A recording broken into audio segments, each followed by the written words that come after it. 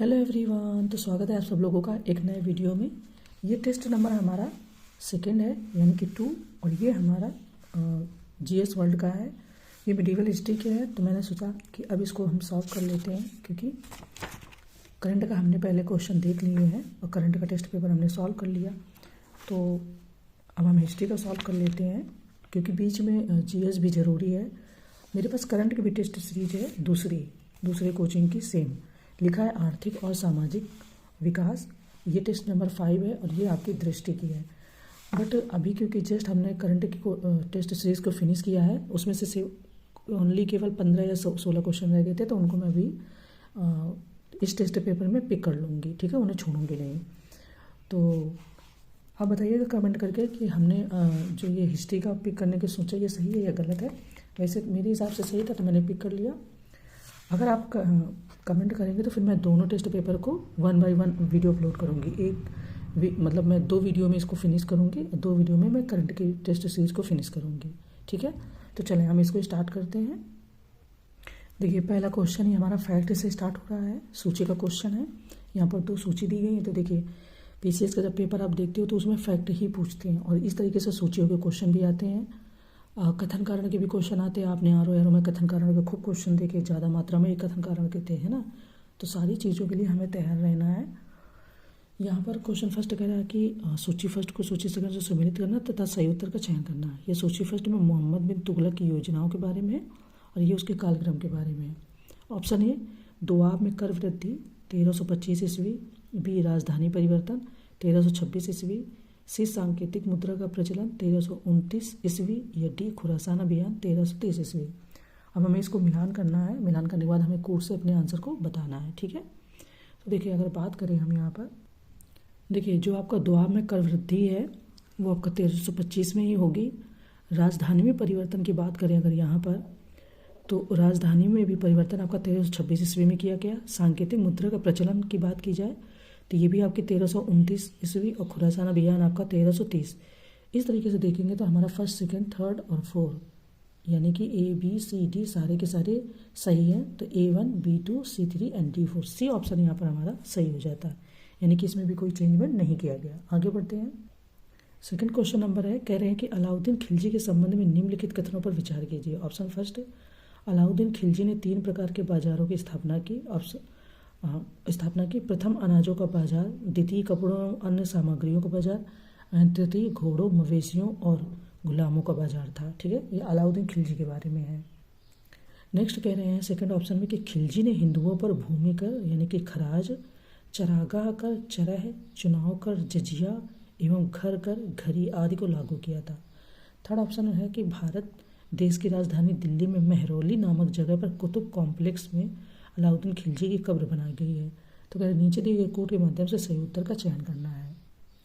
Code हमारा है option ए first और सेकंड, बी सेकंड और थर्ड, सी केवल फर्स्ट एंड डी उपयुक्त सभी। चलिए हम अलाउद्दीन खिलजी के बारे में बात करते हैं थोड़ी। देखिए, अलाउद्दीन खिलजी का वास्तविक नाम अली गुरसाब्स उर्फ जूना खान खिलजी था, ठीक है। उसने बाजार अधिनियम नीति अपने प्रमुख सैनिकों के रख रखाव के लिए प्रारंभ की थी, जिसका उद्देश्य था कम खर्च पर विशाल व केंद्रीकृत सेना रख पाना संभव था। अलाउद्दीन खिलजी ने 3 प्रकार के बाजारों की स्थापना की थी। प्रथम, अनाजों का बाजार; द्वितीय, कपड़ों एवं अन्य सामग्रियों का बाजार, जिसे सराय ए अदल कहा जाता था; तृतीय, घोड़ों, मवेशियों और गुलामों का बाजार था। खिलजी ने अपने शासन में एक ऐसी टैक्स प्रणाली लागू की थी जिसे 19वीं और 20वीं सदी के शासकों ने भी अपने समय में जारी कर रखा था।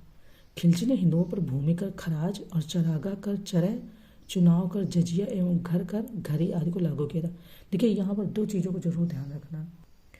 ये आपका जो है चरागाह कर, चरह और चुनाव कर, जजिया, और हिंदुओं पर भूमि कर, खराज, इसका यूपीएससी में क्वेश्चन बन चुका है, ठीक है।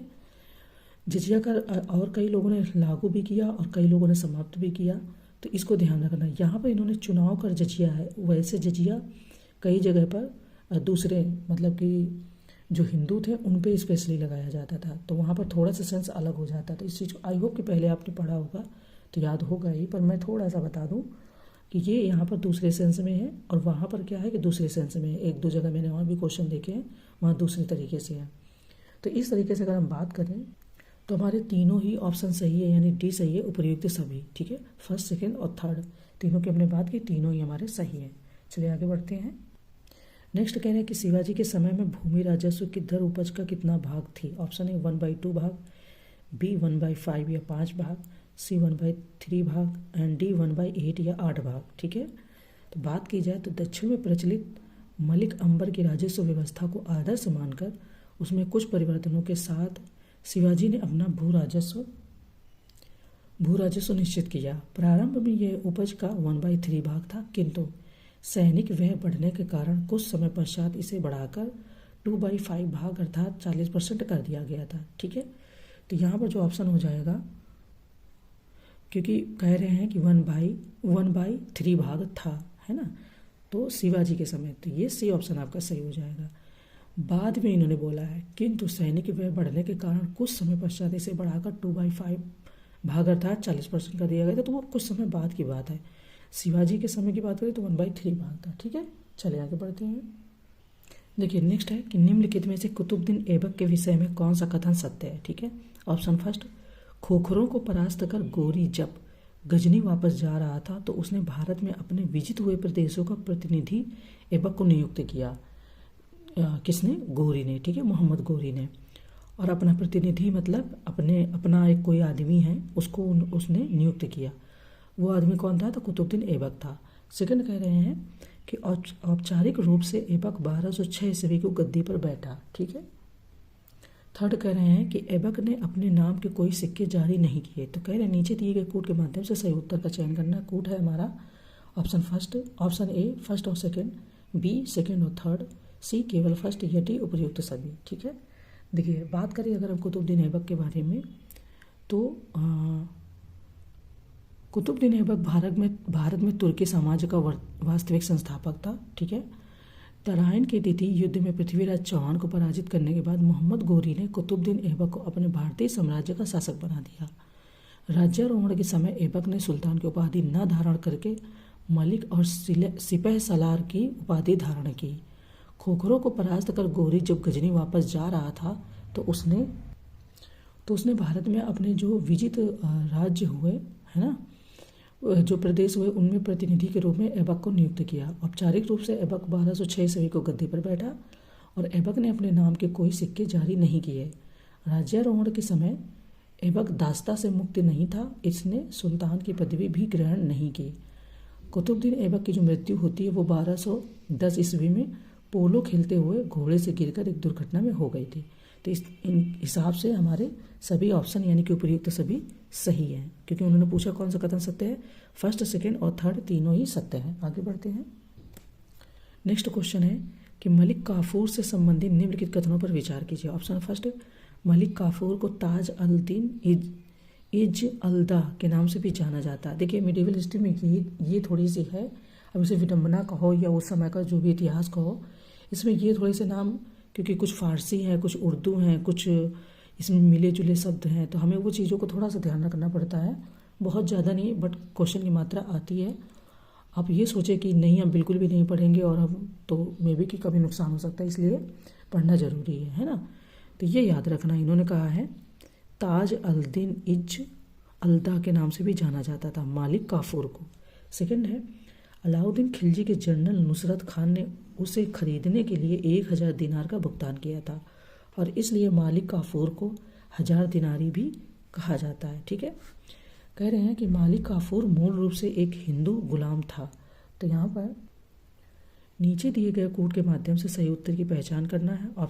कूट है हमारा ऑप्शन ए फर्स्ट और सेकेंड, बी सेकेंड और थर्ड, सी केवल फर्स्ट या डी उपर्युक्त सभी। ठीक है, चलिए बात करते हैं हम। मालिक काफूर को ताज अल दीन इज अलदा के नाम से भी जाना जाता था। मालिक काफूर मूल रूप से एक हिंदू गुलाम थे और अलाउद्दीन के जनरल नुसरत खान ने उन्हें खरीदने के लिए 1000 दिनार का भुगतान किया था, इसीलिए मालिक काफूर को 1000 दिनारी भी कहा जाता था। ठीक है, उसकी मदद से ही अलाउद्दीन खिलजी दक्षिण भारत पर जीत दर्ज करने वाला प्रथम भारतीय मुस्लिम सुल्तान था और अलाउद्दीन खिलजी ने काफूर की सैन्य प्रतिभा से प्रभावित होकर उसे दक्षिण के अभियानों का प्रबंधक नियुक्त कर दिया था। खुद को सिद्ध करते हुए मालिक काफूर ने सुल्तान को धन, विजय व यश प्रदान किया। इस तरीके से अगर हम इस क्वेश्चन के आंसर की बात करें तो इसमें भी आपका डी ही सही है, यानी कि उपयुक्त सभी। ठीक है, चलिए आगे बढ़ते हैं। देखिए कह रहे हैं नेक्स्ट में कि आहला उदल के संबंध में निम्नलिखित में से असत्य कथन को पहचानना है। ठीक है, ऑप्शन फर्स्ट, आहला उदल 2 सेनानायक थे। बी, आहला उदल बाबर के दरबार में रहते थे। सी, आहला उदल ने पृथ्वीराज चौहान के साथ युद्ध करते हुए अपनी जान गंवाई थी। एंड डी, आहला उदल का जन्म बुंदेलखंड के महोबा में हुआ था। ठीक है, तो बात करें अगर हम इनके विषय में, देखिए आहला उदल नामक 2 सेनानायक पमरदी देव के दरबार में रहते थे, यानी कि बाबर के दरबार में नहीं रहते थे। ठीक है, दूसरी बात, जिन्होंने पृथ्वीराज चौहान के साथ युद्ध करते हुए अपनी जान गंवाई थी। पौराणिक कथा के अनुसार आहला और उदल चंदेल राजा परमाल की सेना के एक सफल सेनापति दशराज की संतान थे, जिनका जन्म बुंदेलखंड के महोबा में हुआ था। अगर इसमें बात की जाए कि असत्य कथन को पहचानना है तो बी हो जाएगा, ये बाबर के दरबार में नहीं रहते थे, ये परमर्दी देव के दरबार में रहते थे। ठीक है, चलिए आगे बढ़ते हैं। नेक्स्ट हमारा सूची का क्वेश्चन है। यहाँ पर सूची में शासक दिए, सूची फर्स्ट में, सेकंड में उनका संबंध दिया। ऑप्शन ए, तुर्क ए चहलगामी का गठन इल्तुतमिश। बी, सैन्य विभाग दीवान अर्ज की स्थापना बलबन। सी, दीवान रियासत का गठन अलाउद्दीन। एंड डी, स्वयं को खलीफा घोषित किया मुबारक खिलजी। अगर हम इनकी मिलान करें यहाँ पर तो देखिए तुर्क ए चहलगामी का जो गठन होता है वो आपका इल्तुतमिश ने ही किया है। ठीक है, सैन्य विभाग दीवान अर्ज की स्थापना, ये क्वेश्चन तो दो से आई थिंक मुझे लग रहा है 5 टाइम मैंने इसको खुद देखा है पीसीएस में, है ना। तो सैन्य विभाग दीवान अर्ज की स्थापना की बात की जाए तो इसकी स्थापना जो की थी वो बलबन ने ही की थी।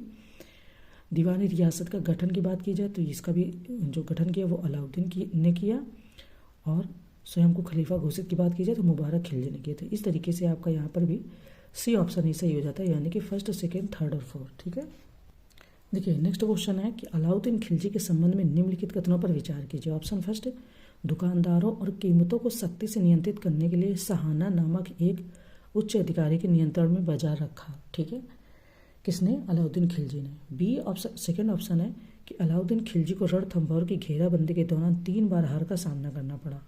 थर्ड ऑप्शन कह रहे हैं कि अलाउद्दीन ने खुद को औपचारिक रूप से अलाउद्दीन उद्दीन मोहम्मद शाह सुल्तान की उपाधि के रूप में दिल्ली का नया सुल्तान घोषित किया।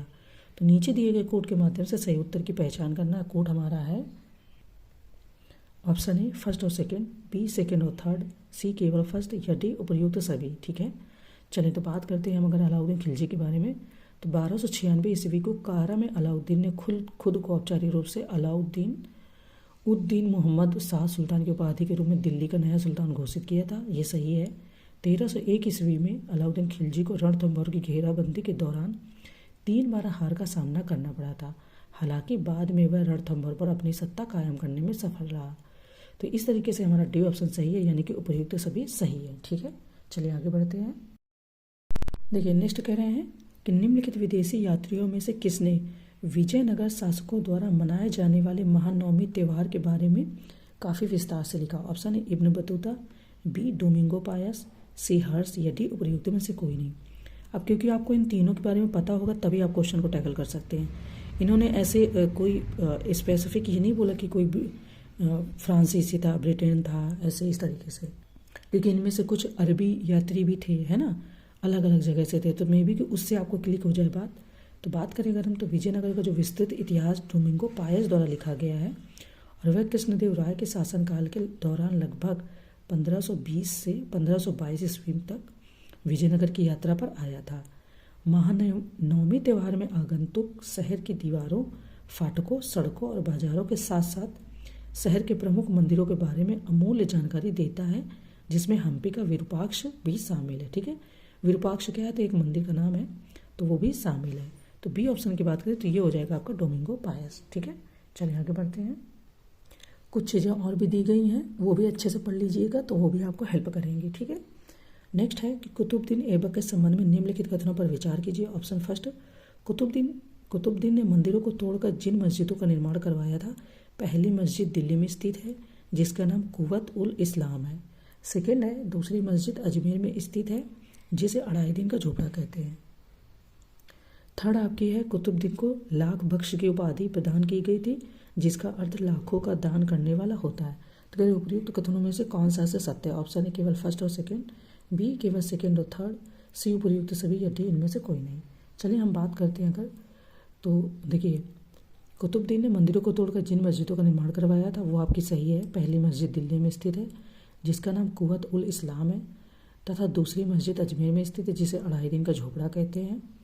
सूफी संत कुतुबुद्दीन बख्तियार काकी की याद में ऐबक ने दिल्ली में एक कुतुब मीनार का निर्माण करवाया था, जिसके अधूरे निर्माण कार्य को बाद में गुलाम वंश के शासक इल्तुतमिश ने पूरा किया।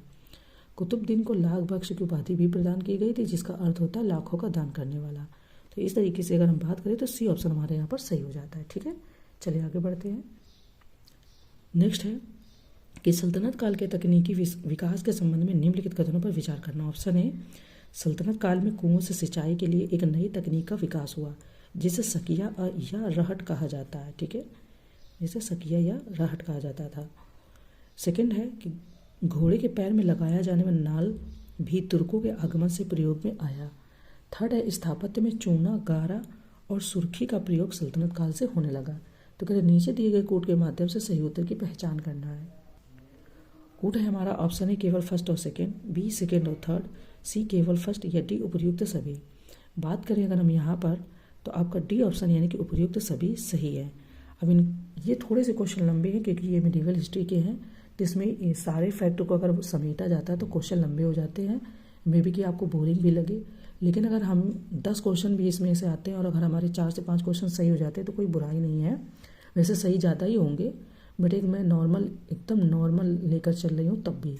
और पढ़ना तो हमें चाहिए, निगलेक्ट करना सही नहीं होता। आपको पता, सभी लोग कहते हैं, जो सिलेक्ट है वो भी बताते हैं कि कोई भी सब्जेक्ट को निगलेक्ट करना जरूरी मतलब ठीक नहीं होता है ना। तो थोड़ा सा अगर बोरिंग लग सकता है तो कोई नहीं, ये हमारी पढ़ाई है। चलो आगे बढ़ते हैं। नेक्स्ट क्वेश्चन है कि फिरोज शाह तुगलक के संबंध में निम्नलिखित कथनों पर विचार करना। ऑप्शन फर्स्ट, शासक बनने के बाद उसने ओडिशा के जगन्नाथ मंदिर को ध्वस्त करवा दिया था। ठीक है, किसने? फिरोज शाह तुगलक, इस बारे में बात हो रही है। सेकंड है कि फिरोज तुगलक के शासनकाल में दासों की संख्या सर्वाधिक थी। थर्ड है कि वह ब्राह्मणों पर जजिया कर लगाने वाला पहला मुसलमान शासक था।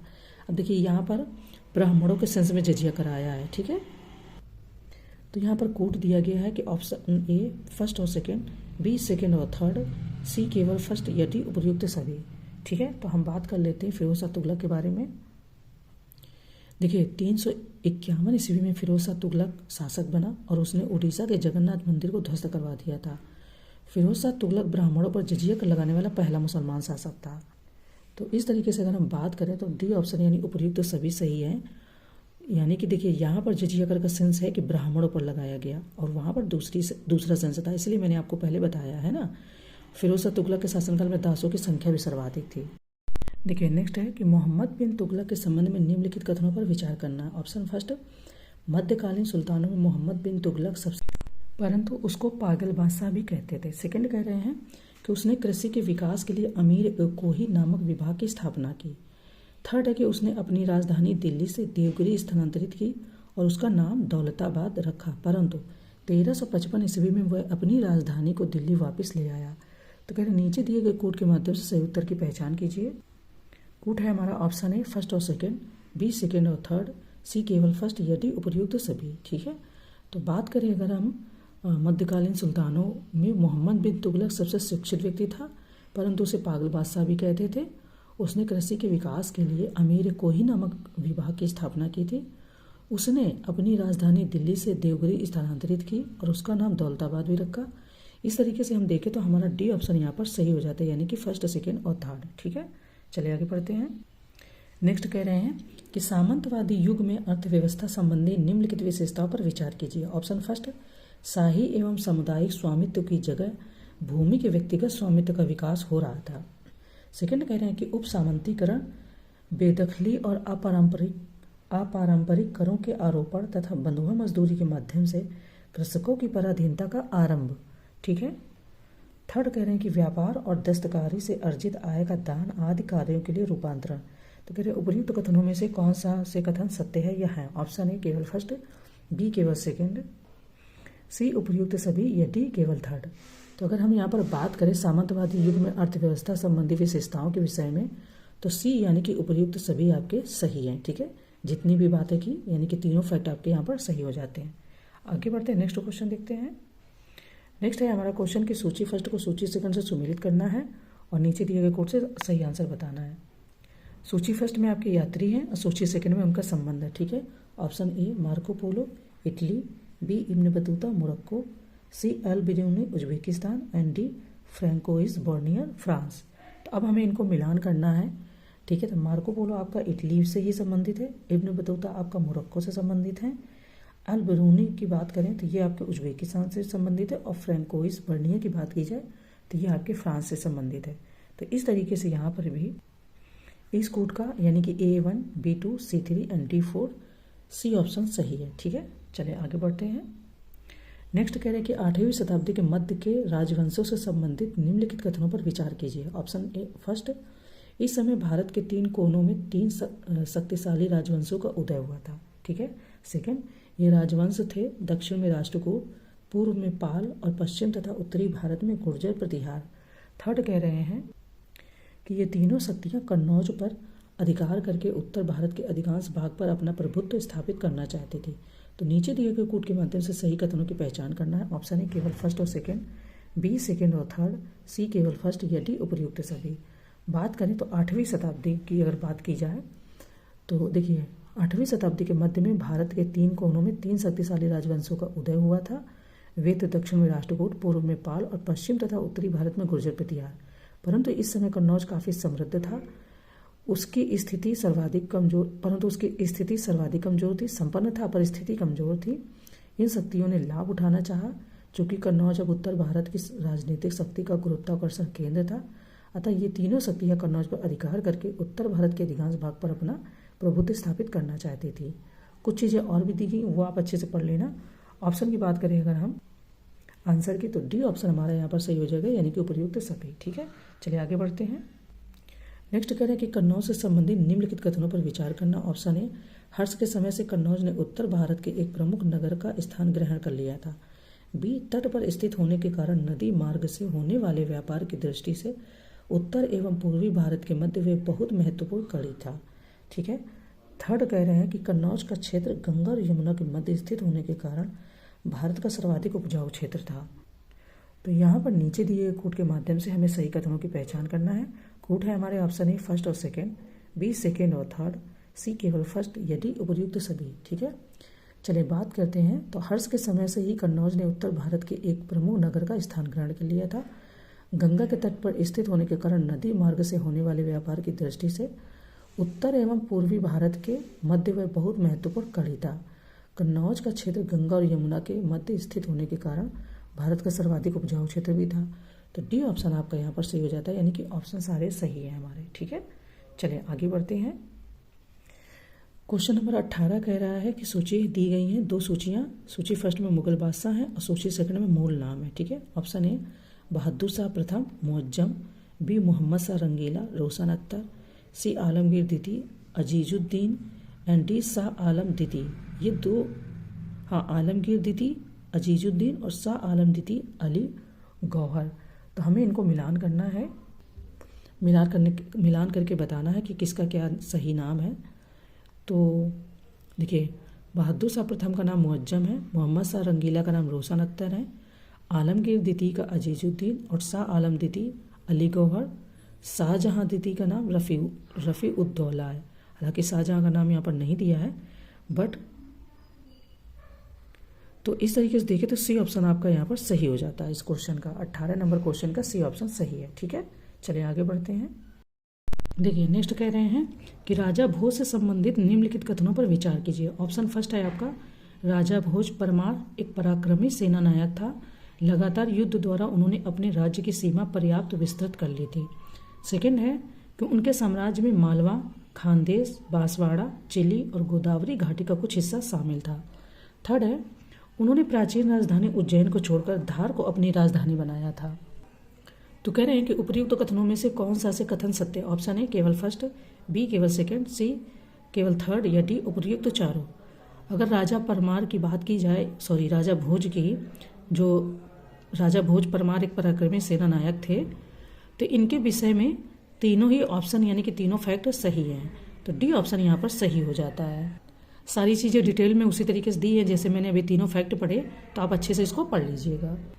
नेक्स्ट कह रहे हैं कि बाजार नियंत्रण करने के लिए अलाउद्दीन खिलजी द्वारा बनाए जाने वाले नवीन पदों में से असत्य कौन सा है। ठीक है, ऑप्शन फर्स्ट, सहना ए मंडी प्रत्येक बाजार में बाजार का अधीक्षक। बी, बरीद बाजार के अंदर घूमकर बाजार का निरीक्षण करता था। सी, मुनहियान व गुप्तचर गुप्त सूचना प्राप्त करता। और डी, उपर्युक्त सभी सत्य हैं। पूछा तो असत्य गया है क्वेश्चन में। तो बाजार नियंत्रण करने के लिए अलाउद्दीन खिलजी द्वारा बनाए जाने वाले नवीन पद थे दीवान ए रियासत। यह व्यापारियों पर नियंत्रण रखता था और यह बाजार नियंत्रण की पूरी व्यवस्था का संचालन करता था। सहना ए मंडी प्रत्येक बाजार में बाजार का अधीक्षक। बरीद बाजार के अंदर घूमकर बाजार का निरीक्षण करता था। एंड 4, मुनहियान व गुप्तचर गुप्त सूचना प्राप्त करता था। तो इन अधिकारियों का जो क्रम था वो था दीवान ए रियासत, सहना ए मंडी, वरीद, मुनहियान। अलाउद्दीन ने मलिक याकूब को दीवान ए रियासत नियुक्त किया था। ऑप्शन की बात करें तो ऑप्शन आपका डी यानी कि उपर्युक्त सभी सत्य हैं, लेकिन इन्होंने पूछा क्योंकि कौन सा असत्य है, तो ये पूछने में थोड़ा सा मिसप्रिंट हुआ है। डी ऑप्शन यहाँ पर सही हो जाएगा।